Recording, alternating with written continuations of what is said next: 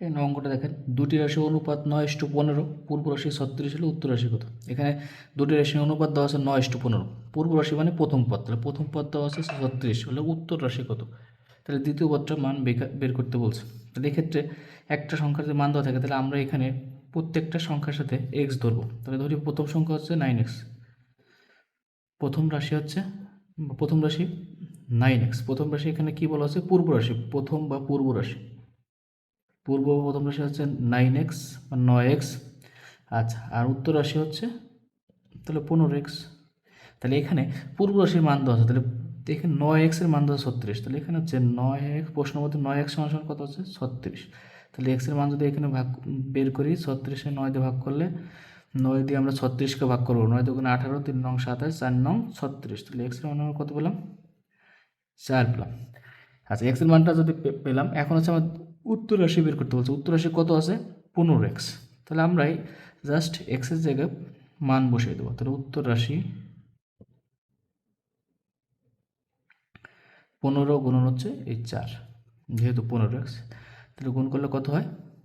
4×15 = 60। আচ্ছা, এখানে বলা আছে দুটি রাশির অনুপাত 8:15, দুটি রাশি এখানে অনুপাত দেওয়া আছে। দুটি রাশির অনুপাত যদি 8:15 হয়, ছোটো রাশিটি এখানে দেওয়া আছে, তাহলে ছোটো হচ্ছে কত? 8। তাহলে এখানে স্পষ্ট বোঝা যাচ্ছে 8, আর বড় অনুপাত হচ্ছে 15। আর হলে বড় রাশিটি বের করতে বলছে। তাহলে আমরা অ্যাজ ইউজুয়াল এখানে রাশির মানটা এক্স এর সঙ্গে ধরবো, তাহলে 8x, ছোটো রাশি হচ্ছে 8x, ছোট রাশি বা ছোট সংখ্যা যাই বলি। আর বড় সংখ্যা কত হবে? বড় সংখ্যা হচ্ছে ওই পাশেরটা, তাহলে 15x। এখন মান দেওয়া আছে কত? ছোট রাশি মান দেওয়া আছে, ছোট রাশি মানে 8x, তাহলে 8x এর মান দেওয়া আছে। তাহলে 8x সমান সমান হচ্ছে কত? 40। তাহলে x এর মান যদি আমরা বের করি, তাহলে 8 দিয়ে 40-কে ভাগ করলে 5। আচ্ছা, তাহলে এখন বড় রাশিটি কত হবে? বড় রাশিটা হচ্ছে 15x, তাহলে 15-এর সাথে জাস্ট আমরা 5-কে গুণ করে দেবো, 5×15 = 75। তাহলে বড় রাশিটা হচ্ছে 75। আচ্ছা, পরের অঙ্কটা আছে, এক ব্যক্তির মাসিক আয় ও ব্যয়ের অনুপাত আছে 5:3 বা 5:3। আচ্ছা, এর মাসিক সঞ্চয় আবার 10,000 টাকা হলে মাসিক আয় কত? তাহলে এখানে সঞ্চয় দেওয়া আছে, সঞ্চয়ের টাকায় এগুলো আছে। তাহলে আমরা ধরি আয় হচ্ছে 5x, তাহলে ব্যয় কত? 3x, সঞ্চয় কত? 5x-এর থেকে 3x বিয়োগ করলে আয়ের থেকে ব্যয় বাদ দিলে সঞ্চয় থাকে 2x। তাহলে এখানে সঞ্চয়ের মান দেওয়া আছে, তো 2x-এর মান, এর মাসিক সঞ্চয় হচ্ছে 10,000 টাকা, তাহলে 2x-এর মান দেওয়া আছে, তো 2x-এর মান হচ্ছে 10,000 টাকা। তাহলে x-এর মান বের করলে কত হবে? 10,000-কে যদি 2 দিয়ে ভাগ করি, 5,000 টাকা। আচ্ছা, তাহলে বলছে মাসিক আয় জানতে চাইছে, তাহলে আয় হচ্ছে কত? 5x। তাহলে এখানে আয় আমরা বের করবো, জাস্ট x-এর মানটা বসিয়ে দেবো। তাহলে এখানে 5 গুণন হচ্ছে এই 5,000, তাহলে কত হয়? 25,000 টাকা। তাহলে 25,000 টাকায় ব্যয় বের করতে বললে জাস্ট এখানে 3x-এর মানটা বের করলেই হতো। আচ্ছা, পরের অঙ্কটা দেখেন, একটি ত্রিভুজের 3টি কোণের অনুপাত দেওয়া আছে 1:2:3 হলে বৃহত্তর বা বৃহত্তম যে কোণ আছে, বৃহত্তম কোণের পরিমাণ কত? তো ত্রিভুজের 3টি কোণের অনুপাত দেওয়া আছে বৃহত্তম কোণে, তাহলে ত্রিভুজের 3 কোণের সমষ্টি 180 ডিগ্রি, আমরা জানি 3 কোণের সমষ্টি কত? সমষ্টি 180 ডিগ্রি। আচ্ছা, তাহলে এখানে প্রত্যেকটা কোণের সাথে এক যোগ করে আমরা অনুপাত দেওয়া আছে, অনুপাতের সাথে আমরা এক যোগ করি। তাহলে হচ্ছে ধরি ছোটো কোণ হচ্ছে 1 মানে 1x। আচ্ছা, ছোটো কোণ বা কোণের ছোট কোণটি হচ্ছে 1 লেখার দরকার নেই, এক্স। মাঝারে দ্বিতীয় যে কোণটা আছে, দ্বিতীয় কোণ হচ্ছে কত হবে? তাহলে 2x। আর বৃহত্তর বা তৃতীয় কোণ, বৃহত্তর কোণটা কত হবে? বৃহত্তম কোণটি, বৃহত্তম কোণ হবে হচ্ছে 3x, যেহেতু এটা সংখ্যাটা বড় 3।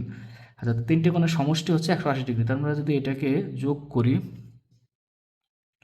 যে এক্স প্লাস 2x প্লাস হচ্ছে 3x, এটার মান হচ্ছে 180 ডিগ্রি।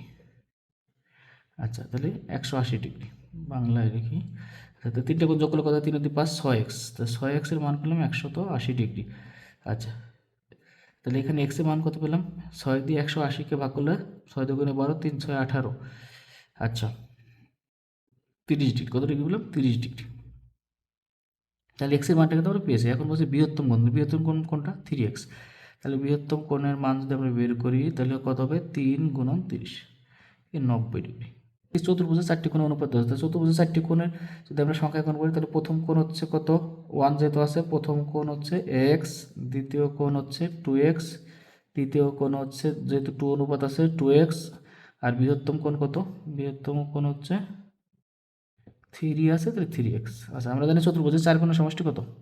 চতুর্ভুজের চার কোণের সমষ্টি হচ্ছে 360 ডিগ্রি। আমরা জানি চতুর্ভুজের চার কোণের সমষ্টি কত? চার কোণের সমষ্টি হচ্ছে 360 ডিগ্রি। আচ্ছা, তো 360 সবগুলো কোনো যোগফল, তাহলে হচ্ছে প্রথমটা কোণ হচ্ছে এক্স, তারপরটা হচ্ছে 2x, তারপরটা হচ্ছে 2x, শেষেরটা হচ্ছে 3x। সবগুলো যোগ করলে কত হবে? 360 ডিগ্রি। এক্সটা যদি যোগ করি কত হয়? 3 5 5 আর 3 হচ্ছে 8x। তো 8x হচ্ছে 360 ডিগ্রি। তাহলে এক্সের মান কত হয়? এক্সের মান যদি বের করি 360কে আমরা 8 দিয়ে যদি ভাগ করি হয় হচ্ছে 4 এটা 32, 4 বার যায় থাকে হচ্ছে 4 5 এটা 40, 45 ডিগ্রি। তাহলে এক্সের মান কত বললাম? 45 ডিগ্রি। এখন বলছে তাহলে বৃহত্তম কোণ কোনটা? 3x। তাহলে আমরা বৃহত্তম কোণটা যদি বের করি তাহলে হচ্ছে 3x। 3x মানে কত? 3 গুণন 45 ডিগ্রি। তাহলে কত হয়? 3 5 15, 5 হাতে 1 3 12 13, 135 ডিগ্রি। ক্ষুদ্রতম কোণ বললে কত কোণটা হতো?